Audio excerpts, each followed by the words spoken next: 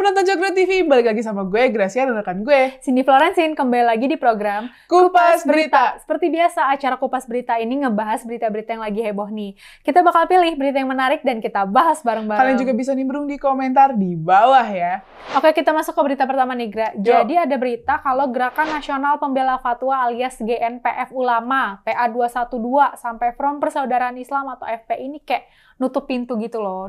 Nutup pintu dukungan buat baca pres Prabowo Subianto di Pilpres 2024. Infonya nih, Gra, sekarang PA212 nih kayak lagi ngelakuin komunikasi intens sama Habib Rizik Syihab sebelum mutusin arah dukungan di Pilpres 2024 nih bakalan kemana gitu. Waduh, infonya ya guys, Ketua Majelis Syuro Persaudaraan Alumni 212 atau PA212 ini, Pak Yusuf Martak nih bilang kalau dukungan yang bakal diberiin PA212 ini, gitu, dia negesin kalau nggak bakal lagi ngedukung Pak Prabowo Subianto. Infonya nih ya pengalaman dari mereka nih di tahun 2019, mereka ngedukung Pak Prabowo nih tanpa syarat tuh, tapi malah ditinggalin gitu aja. Aduh, sedih banget, sedih kayak ibarat udah dibucin-bucinin malah ditinggalin gitu kan. Sedih banget.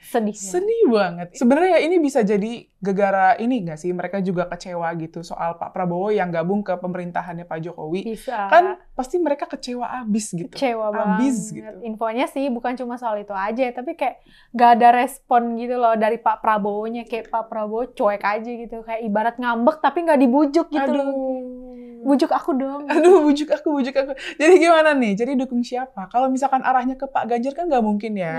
Soalnya kan ya Pak Ganjar ini nggak pernah mau kerjasama sama mereka. Ibarat udah anti radikalisme lah. Setuju. Gitu kan. Lihat dari track recordnya Pak Ganjar di Jawa Tengah juga nggak mau gitu. Mereka kan awalnya pada dukung Pak Anies nih di Pilgub DKI gitu. Terus infonya sih nggak bakal dukung Pak Anies gara-gara analisanya bakal kalah. Tapi nggak mau juga dukung Pak Prabowo gara-gara dihianatin.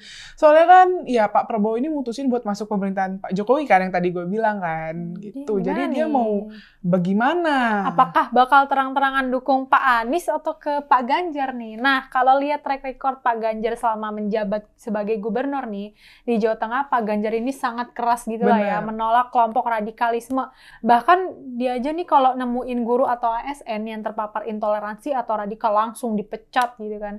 Begitu juga dengan PDIP yang nggak pernah bisa berkoalisi sama PKS, apalagi didukung sama kelompok 212. Susah, kayak udah berseberangan lah. Iya, jadi kemana nih kelompok ini? Jomblo kah alias golput kah? Atau kemana? Dukung Pak Anies kayak Pilgub DKI 2017 gitu? Atau memang sudah tidak ada tempat? Atau gimana nih? Golput juga nanti kan mereka yang rugi ya. Benar. Ya, kans terbesar balik lagi ke Pak Anies nggak sih? Soalnya kan mereka mutusin nggak dukung Pak Anies karena dianggap kansnya Pak Anies sih kalah. Sekarang pasangan Pak Anies itu Caimin yang notabene bisa menarik suara NU yang jutaan. Kemungkinan bisa nih gitu ya. Kita lihat aja lah nanti. Nggak ada yang nggak mungkin dalam dunia politik ini, sobat. Aduh, nanti plot twist nih gitu kan. Twist. Ya, karena rame nih warawiri sana sini nih. PA212 nih bilang nggak mau dukung Pak Prabowo. Nah akhirnya pihak Gerindra nih buka suara. Gerindra kayak legowo aja gitu. Maksudnya ya udah itu pilihan mereka, hak mereka juga, hak konstitusi mereka yang nggak bisa diganggu gugat. Ya udah kayak udahlah gitu. Waketum Gerindra juga Pak Habibur Rahman juga bilang kalau Gerindra emang mau ngerangkul semua elemen politik, tapi ya kan nggak bisa dipaksa juga. Kita nggak bisa maksa orang. Iya, ya. Pengennya semuanya, cuman kalau nggak mau ya udah itu udah terlanjur sakit hati kali ya. Yang PA212 kabarnya juga lagi tahapan wait and see nih buat ngelihat elektabilitas ketiga baca pres ini. Jadi ya kita lihat aja lah ya kan. Ceritanya sakit hati nih kan, pasti tinggal lagi sayang-sayangnya gara nggak dianggap gitu. Apa mau menjomblo seterusnya atau mau move on kayak Demokrat. Aduh, ini agak berat sih ya. Lagian juga kalau misalkan mendukung Pak Ganjar nggak mungkin ya. Ini kan sudah rival. Iya, udah bertentangan. Ibaratnya mau bertamu udah ditutup pintunya duluan. Stop. Nggak dulu deh. Bye. Oke, kita masuk ke berita selanjutnya nih, Sin. Rame banget di sosmed soal Alam Ganjar, anaknya Pak Ganjar Pranowo. Bener-bener rame banget di ciwi-ciwi, kayak yang heboh tuh ciwi-ciwi pada komentarin, kayak new face banget soalnya kan. Baru awal-awal go public gitu kan. Kayaknya baru beberapa waktu lalu muncul ya. Kayak ya udah baru go public aja gitu, mukanya baru kelihatan gitu. Siapa nih? Gitu Siapa nih? Gitu. Tapi bayangan orang-orang ini kan kalau semisal anak pejabat, apalagi anak gubernur lah ya, pasti pasti kaya, flexing lah, manja, apalah segala macam. Tapi ternyata dia ini enggak loh, kayak bijak gitu loh. Iya, gue nonton tuh di acaranya Kompas TV ya. Soalnya kan ya si Alam ini kan anak sematawayang kan, anak tunggal, anak pejabat, anak gubernur gitu. Pasti orang mikirnya dimanjain nih pasti. Padahal ternyata enggak loh pas gue tonton. Itu ini kita manggil Alam-Alam karena Gen Z ya. Gen Z. Gen Z. Gitu. Ya even supirnya aja nih dilarang buat bukain pintu. Intinya ya nggak dimanjain lah. Soalnya kalau semisal dimanjain anak itu nggak bakal berkembang. Bener banget, gue setuju banget. Ya gue sih nggak masalah ya sama privilege gitu, selagi bisa digunain dengan baik. Tapi kalau semisal apa-apa dipermudah, wah nggak bakal berkembang itu pasti orang. Susah, Ibarat kayak harus susah-susah dulu lah, baru tahu pahitnya kehidupan. Keras cuy.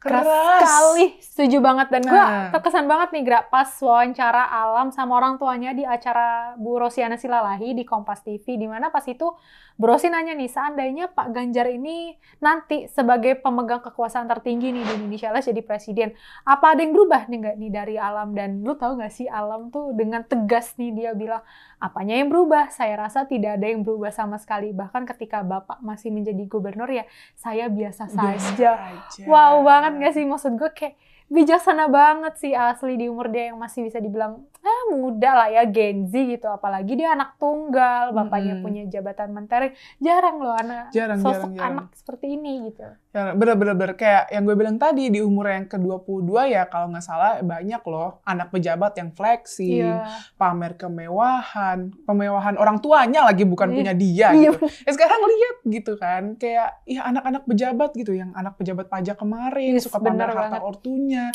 Circle-nya juga wow banget. Wow banget. Asli sih menurut gue the real anak pejabat itu ya berkelas ya si Alam ini gitu. Bener-bener dia dibesarin di tengah keluarga yang menjunjung tinggi kesederhanaan. Biasa-biasa aja lah. Biasa aja lah, nggak pamer ini. Jarang-jarang cuy anak pejabat pemikirannya sedewasa ini gitu. Ada beberapa kata-kata dari Alam nih yang menurut gue berkesan banget gitu. Menurut dia nih, dia pernah bilang kalau privilege tertinggi dari seorang anak pejabat itu adalah ketika kekuasaan yang didapat orang tuanya ini justru bisa mendatangkan manfaat yang besar buat masyarakat. Bener. Jadi Alam nih nilai kayak makin tinggi kekuasaan, maka makin besar tanggung jawab yang harus dipikul seorang pejabat. Alam, kamu keren banget. Speechless gue denger kalimat ini ya. Ya kalau anaknya aja bijak ya kita bisa lihatlah figur orang tuanya yang berwibawa, bijaksana. Terus juga mungkin karena Pak Ganjar juga datang dari keluarga yang kurang mampu juga ya mungkin ya background-nya ya. Jadi dia juga pengen ngajarin anaknya sebuah kesederhanaan gitu. Terus juga gimana mau dapetin sesuatu tuh nggak bisa instan, cuman karena dia anak pejabat gitu. Pak Ganjar nih pengen ngajarin gitu, kalau lu mau sesuatu ya lo usaha. Lu kerja, lu usaha gitu. Ya, lu jangan flexing harta orang tua nih, gue bisa keluar negeri, gue pamer mobil mewah gitu, bener-bener. Ini keluarga emang role model banget sih buat banyak orang. The real family goals, cenah. Mungkin kenapa anaknya bisa punya pemikiran sedewasa ini karena figur bapaknya gitu. Gue jadi inget tuh, jadi kalau kalian lihat bio IG-nya Pak Ganjar, tuanku ya rakyat, gubernur cuma mandat. Waduh, merinding banget, keren sih. Keren banget ya keluarga ini. Gue suka sih ngelihatnya kan. Semoga kesederhanaan keluarga Pak Ganjar ini bisa jadi panutan ya. Buat keluarga pejabat lain, kekuasaan itu ya sementara gitu. Harus sejalan sama ya tanggung jawabnya gitu. Harus kayak apa ya, semakin tinggi kekuasaan tadi, tanggung jawabnya semakin besar. Setuju nggak? Jangan kekuasaan tinggi tapi lo korupsi, flexing. Ntar malah jadi yang lalu-lalu tuh, kasus lalu-lalu tuh. Jadi melarat deh, udah melarat, jadi di penjara kan. Sedih banget. Oke, sekarang kita masuk ke bagian bacain komentar para penonton Cokro TV ya. Nah, komentar pertama dari Darmawan Purba 7714 di video opini terkini yang judulnya Alam Ganjar, anak pejabat yang sangat sederhana. Komentarnya gini nih, dari tutur kata yang dikeluarkan tercermin kecerdasan yang sangat jelas. De Alam, jangan pernah berubah ya, kamu telah menginspirasi saya untuk mendidik anak-anakku seperti kamu. Love you De Alam. Wih, anjay. Kamu jangan pernah berubah ya, tetap jadi yang kayak gini, anjay. Tapi sumpah emang lagi booming banget ya di sosmed ya, bener-bener si Alam Ganjar ini bener-bener parah sih. Gen Z dia, seumuran sama kita, jadi kita kayak panggil Alam aja lah ya, kayak tadi. Ya mana gue lihat juga yang bersorak-sorak tuh cewek-cewek gitu. Ya keren aja sih menurut gue, suka gue. Untung cowok gue nggak lihat, nggak nonton. Oke. Ya lanjut. Oke, gerak komentar selanjutnya nih dari @iva_silviatul_azizah8716 di video gagasan Noki yang judulnya Anies tuh lalit. Komentarnya gini nih, dulu saya pikir benar-benar orang cerdas ketika jadi juru kampanye Pak Jokowi di Pilpres 2014, tapi tahu-tahu dipecat. Yang lebih mengagetkan lagi, Pilgub DKI yang menang dengan cara-cara yang menjijikkan. Sekarang mau nyapres, mana bisa menang kalau cuma pandai retorika doang. Ya. Benar sekali. Karena sekarang orang-orang udah pada tahu lah ya track record Pak Anies sebagai seorang pemimpin nih gimana sih kinerjanya gitu loh. Otomatis orang kayak langsung udah blacklist aja gitu loh kan. Dan gue setuju sih waktu Pilgub DKI itu dia benar-benar pakai politik identitas dan menurut gue itu parah banget, kacau gitu. Jadi memecah belah persatuan gitu. Jadi ya sekarang rakyat udah tahu dan lebih berhati-hati gitu dalam memilih pemimpin yang emang kerja nyata dan pastinya memperjuangkan keragaman, mana yang cuman modal ngomong doang gitu dan antitesanya Pak Jokowi. Kalau gue tuh sempat denger ya, gimana tuh?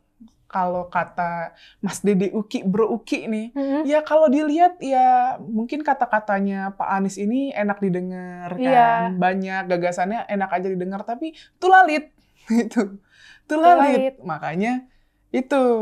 Kayak definisi omongannya tuh cuma penuh dengan teori yang cocok buat dosen aja gitu. Udah. Gak bisa diterapin. Gak gitu loh maksudnya. Gitu. Yes. Oke, komentar selanjutnya dari Ismi YK4571 di video Kupas Berita yang judulnya Anies ngedeketin kaum Tionghoa. Politik identitas gak sih ini? Komentarnya gini nih, warga keturunan pasti berpikir logis. Saat tidak dibutuhkan mereka dicina-cinakan. Dan saat dibutuhkan mereka nempel bak perangko demi raih empati dan simpati. Iyalah, harusnya begitu, kayak harus mikir gitu. Dulu ngerendahin satu etnis nih, rasis. Sekarang ngedeketin itu maksudnya apa gitu. Iya, benar. Jangan maulah gitu. Tapi itu kan masa lalu palelu ya gimana gitu. Maksudnya dulu bilangnya pribumi non pribumi, mengkotak-kotakan satu ras gitu.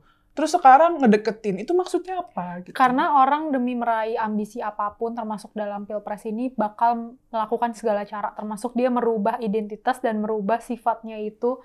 Jadi kelihatannya baik, welcome sama rakyat, bener-bener ngerangkul, ngayomin banget. Padahal sebenarnya karakter aslinya ya begitu tuh, yang waktu Pilgub itu. Gitu. Bener itu. Duh, udah deh, jangan sama yang itulah, yang lain aja. Jangan sama yang politik identitas, guys. Lanjut. Oke, komentar selanjutnya nih dari @aryodamara4406 di sudut pandang yang judulnya Anies ngibul, Prabowo ngalor ngidul. Komentar gini nih, saya sependapat dengan pernyataan Anda, Bung. Anda merepresentasikan generasi milenial yang cerdas dan melek politik. Melihat sosok figur pemimpin berdasarkan fakta dan data serta realitas yang ada, sehingga bisa mengkonversikan janji-janji politik dengan bukti yang sudah dilakukannya. Lanjutkan, #Ganjar Pranowo penerus Jokowi sejati. Respect. Yalah Pak, Ganjar ini kan emang tipe pemimpin yang gak suka basa-basi gitu. Bener. Istilahnya kalau sekarang misalnya ada masalah nih, dia langsung satset-satset gitu. Nggak usah, iya nanti aja gitu. Kalau ada masalah langsung turun ke lapangan gitu. Makanya gak heran Pak Ganjar ini pemimpin yang disukai Gen Z. Karena gak cuma obrol janji dan ngalor ngidul gak jelas gitu. Visi misinya ada dan bukti kerjanya juga nyata di Jawa Tengah. Jawa Tengah jadi maju dan jadi lebih toleran gitu loh. Mantap lah pokoknya Pak Ganjar RI 1. Mantap, RI 1. Iya, gini. Oke, mungkin itu aja beberapa komentar menarik yang ada di channel Cokro TV. Jangan lupa like, comment, subscribe channel ini. Stay tune terus di program kita di Kupas Berita. Tunggu. Jangan lupa dong nyalain notifikasinya supaya kalian nggak ketinggalan video-video Kupas Berita di channelnya Cokro TV, guys. Bye-bye.